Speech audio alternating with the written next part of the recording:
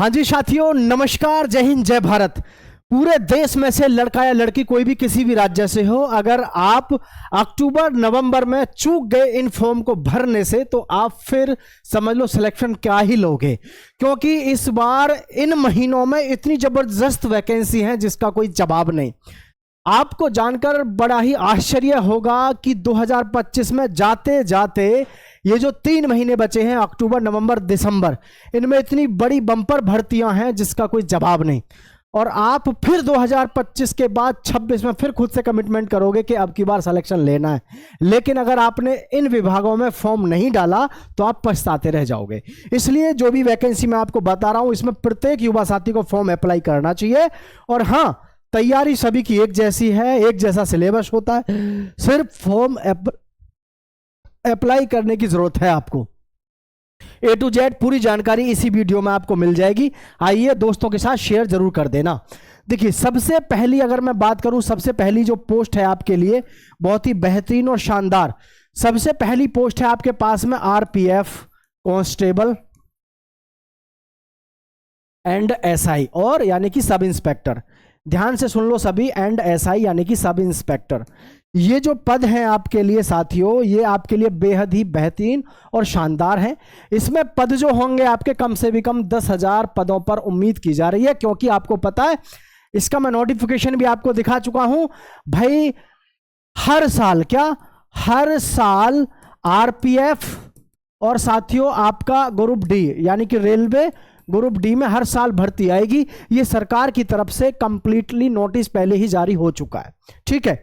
तो आप समझ लीजिएगा, RPF में है 10,000 के आसपास, और कम से भी कम 40,000 के आसपास ही आपकी किस्में हैं साथियों, 40,000 के आसपास रेलवे ग्रुप D में। जिसमें योग्यता को लेकर के मैं अगर बात करूं तो RPF की पहले मैं आपके साथ में जानकारी दे देता हूं, सभी साथी ध्यान से देख लेना। RPF में कांस्टेबल के लिए आपका 10वीं पास होना अनिवार्य है, और जो उम्र सीमा है आपकी वो 18 से लेकर के 28 साल होनी चाहिए। और अगर मैं बात करूं यहीं पर SI के लिए, तो आपकी उम्र सीमा 20 से लेकर के 28 वर्ष, और साथ में आपने स्नातक किया होना चाहिए, स्नातक आपने किया होना चाहिए, ठीक है भाई। आपको पता चल गया आपका क्वालिफिकेशन क्या चाहिए और उम्र सीमा क्या चाहिए। और लंबाई की मैं बात करूं साथियों, तो लंबाई जो है मेल कैंडिडेट के लिए 165 सेंटीमीटर तो हाइट चाहिए, ठीक है। और लड़कियों के लिए यानी कि जो फीमेल हैं, फीमेल के लिए जो हाइट चाहिए वो 157 सेंटीमीटर चाहिए। फिजिकल टफ होता है, शुरू में ही बताई दे रहा हूं, फिजिकल टफ होता है RPF का। फिजिकल में दम है तो ही फॉर्म भरना, अन्यथा मत भरना। 14 फीट की आपको लॉन्ग जंप लगानी है, और जी 4 फीट की आपको हाई जंप लगानी है। लड़कियों को 9 फीट और 3 फीट लगानी है, जो अपने आप में काफ़ी चैलेंजिंग होता है। और रेस भी इसकी काफ़ी हार्ड होती है, क्योंकि 1600 मीटर की रेस आपको 5 मिनट 45 सेकंड में मारनी होती है सिपाही के लिए, और लड़कियों को 800 मीटर की रेस 3:40 में मारनी होती है, ठीक है। काफी चैलेंजिंग होता है, बाद में मत कहना कि सर बताया नहीं। फॉर्म तभी भरना जब आपके फिजिकल में दम हो, ठीक है। चलिए, अब मैं नई भर्ती के विषय में बात करूंगा। RPF के बाद में अब मैं बात करता हूं आपसे रेलवे ग्रुप D के बारे में।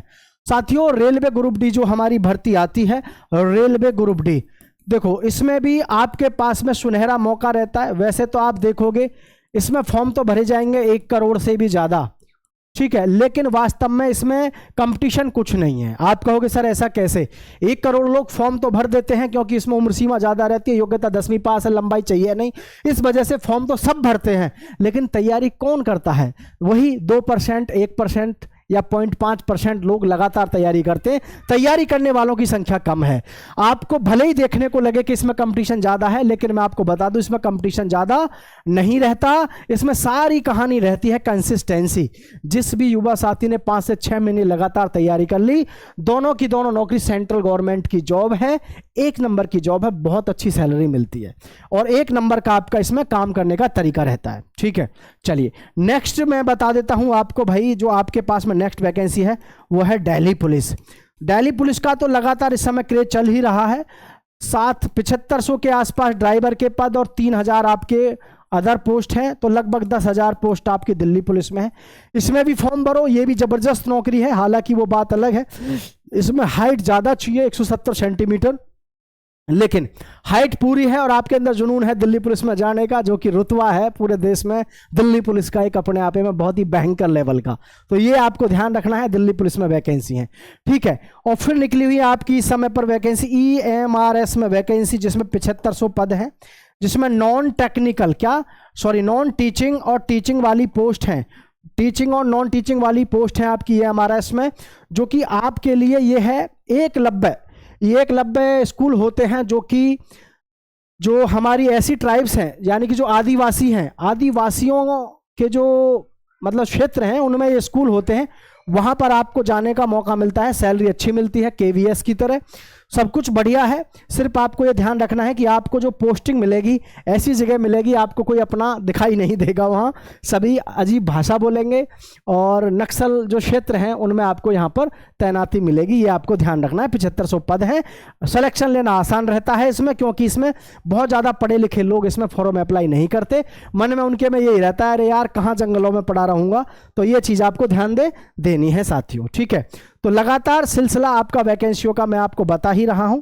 सभी साथियों से मैं कहना चाहूंगा भाई अपने दोस्तों के साथ शेयर जरूर कर देना। मैं ये आपसे कभी नहीं कहूंगा कि चैनल को सब्सक्राइब कर लेना, क्योंकि अगर आपको हमारी इंफॉर्मेशन पसंद आएंगी तो आप खुद सब्सक्राइब करोगे, अन्यथा कोई ज़रूरत नहीं है, ठीक है। फिर आती है साथियों 5वें नंबर पर अपने पास में SSC GD के बारे में मैं आपको बता दूं साथियों, कम से भी कम 50,000 पदों पर भर्ती आपकी SSC GD में नवंबर के महीने में आपको देखने को मिलेगी।